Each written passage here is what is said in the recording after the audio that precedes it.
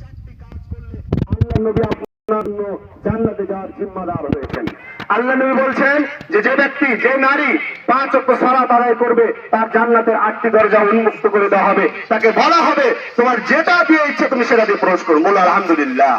সম্মানিত উপস্থিতি, সম্মানিত মা বোনেরা, আপনাদের দৃষ্টি আকর্ষণ করছি, 1 আপনি 5 ওয়াক্ত সালাত আদায় করবেন, 2 আপনি রমজান মাসে সিয়াম পালন করবেন। রমজানের বাইরে আপনি নফল সিয়াম পালন করলে অবশ্যই আপনাকে স্বামীর অনুমতি নিয়ে আপনাকে সিয়াম পালন করতে হবে। যদি আপনি বিবাহ বন্ধনে আবদ্ধ হয়ে থাকেন, মামা কোটে বলে ছেড়ে দিয়েছেন, যদি আপনি বিবাহ বন্ধনে আবদ্ধ হয়ে থাকেন অবশ্যই আপনাকে স্বামীর অনুমতি নিয়েই সিয়াম পালন করতে হবে, নফল সিয়াম।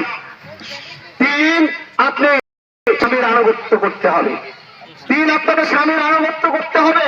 আপনার ভালো লাগুক না লাগুক, আপনার পছন্দ হোক না হোক, আপনার যদি বিবাহ বন্ধনে আবদ্ধ হয়ে যান অবশ্যই আপনাকে স্বামীর আনুগত্য করতে হবে। আপনাকে তিতা লাগুক মিঠা লাগুক গালি দেখ, আপনাকে স্বামীর আনুগত্য করতেই হবে, এটাই চূড়ান্ত। তবে আমি একটা কথা স্পষ্ট ভাবে বলে যাই, যে সমস্ত নারী, যে সমস্ত পুরুষ নারীদেরকে মারে এদের থেকে ভালো মানুষ আছে? তুমি এটা আছে? হ্যাঁ আছে। যে স্ত্রী স্বামীর মায়ের খাওয়ার পরেও স্বামীর প্রতি আনুগত্য, ওই স্বামীও ভালো, ওই স্ত্রীও ভালো। যে স্ত্রী স্বামীর মায়ের খাওয়ার পরেও সে প্রকাশ করতে চায় না বাইরে যে আমার স্বামী আমাকে মেরেছে, সে স্ত্রীও ভালো, সে স্বামীও ভালো। সম্মানিত উপস্থিতি, আপনার যদি পছন্দ না লাগে তাহলে আপনি, ভালো না লাগলে তো আপনি যাবেনই, ত্যাগ করবেনই। যদি আপনার ভালো লাগে তা আপনি ত্যাগ করতে পারবেন। ইসলাম আপনাকে সে পারমিশন দিয়েছে। আল্লাহ নবী সাল্লাল্লাহু আলাইহি সাল্লাম, একজন মা, একজন নারী আল্লাহ রাসূল সাল্লাল্লাহু আলাইহি সাল্লামের কাছে যে বলছেন, আল্লাহ রাসূল আমার স্বামী ধার্মিক, ভদ্র, নম্র, অত্যন্ত বিনয়ী, কিন্তু আমি তার সাথে থাকতে চাই না, সে কালো কুৎসিত। এত ভালো হওয়ার পরে তার, সে কালো কুৎসিত, আমি তার সাথে থাকতে চাই না, তাকে ত্যাগ করতে চাই। আল্লাহ রাসূল বললেন ঠিক আছে, তুমি ত্যাগ করতে চাও, তুমি তাকে মোহর ফেরত দিয়ে দাও, তুমি তাকে মোহর ফেরত দিয়ে দাও। কারণ আল্লাহ রাসূল উনি তো ভয়ে ছিলেন, ওই মা তো ভয়ে ছিলেন, ওই মহিলা তো ভয়ে ছিলেন যে আল্লাহ রাসূল আমাকে, আমি অনুমতি পাই কিনা। ওই অনুমতি পাওয়াতে বিশাল খুশি হয়ে গিয়েছে। আল্লাহ রাসূলকে বলছে, আল্লাহ রাসূল আমি তো মোহর ফেরত দিবই, আমি আরো কিছু তাকে দিতে চাই, তারপর আমি তার কাছে থাকতে চাই না, তার কাছে ত্যাগ করতে চাই। তাহলে দেখুন, আপনাকে, আপনি আপনার প্রতি স্বামী অত্যাচার করছে, আনুগত্য থেকে আপনি তাকে বলেন যে আপনি আপনার কাছে থাকতে চান, আপনাকে ত্যাগ করতে চাই, আপনি তার প্রতি সন্তুষ্ট আছেন, কিন্তু কোন কারণে আপনি তার কাছে থাকতে চান তাও ত্যাগ করতে পারবেন।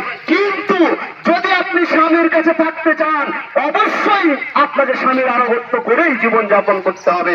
সম্মানিত উপস্থিতি, 4 সম্মানিত মা বোনেরা, 3 নম্বর বিষয় বললাম, 4 নম্বর পয়েন্ট, আপনাকে আপনার লজ্জা স্থানের হেফাজত করতে হবে, অর্থাৎ জেনা ব্যভিচার মুক্ত জীবন যাপন করতে হবে। জেনা ব্যভিচার অর্থ কি? জেনা ব্যভিচার মানে শুধু আমরা মনে করি একবার চরম পর্যায়ে পৌঁছে যাওয়াটাই শুধু জেনা নয়, চোখের জেনা আছে, হাতের জেনা সব জেনা আছে। আজকে ঈদের মাঠে যে সমস্ত বাবা, যে সমস্ত ভাই, যে সমস্ত অভিভাবক আপনার মেয়েকে, আপনার স্ত্রীকে উলঙ্গ, অর্ধ উলঙ্গ করে আপনি কি করেছেন, এই বাজার ঘাটে মার্কেট করার জন্য পাঠিয়ে দিয়েছেন। ইসলাম আপনাকে, আপনার স্ত্রীকে বাইরে যেতে নিষেধ করেনি, ইসলাম আপনার মেয়েকে আপনার বাইরে যেতে নিষেধ করেনি, কিন্তু আপনাকে ইসলাম একটা নির্দেশনা দিয়েছে। ইসলাম কত নির্দেশনা দিয়েছে আপনাকে একটা কথা বলি সহজ ভাবে। আপনার যদি নামাজ পড়তে হতে বাইরে সরে যায় তাহলে আপনার নাক ধরে নামাজ থেকে বের হয়ে যেতে হবে। কত সুন্দর একটা সিস্টেম দিয়েছে।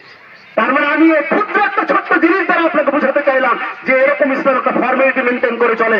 সুতরাং ইসলাম এত একটা দুর্বল জিনিস নয়। Islam is the complete code of life. ইসলাম একটা পূর্ণাঙ্গ জীবন ব্যবস্থা, যেখানে পূর্ণাঙ্গ বিষয় রয়েছে। সেখানে আপনি কিভাবে মনে করছেন যে এই যে আপনার মা, আপনার বোন, আপনার স্ত্রী বাইরে কিভাবে যাবে, এটা ইসলামের সমাধান নাই।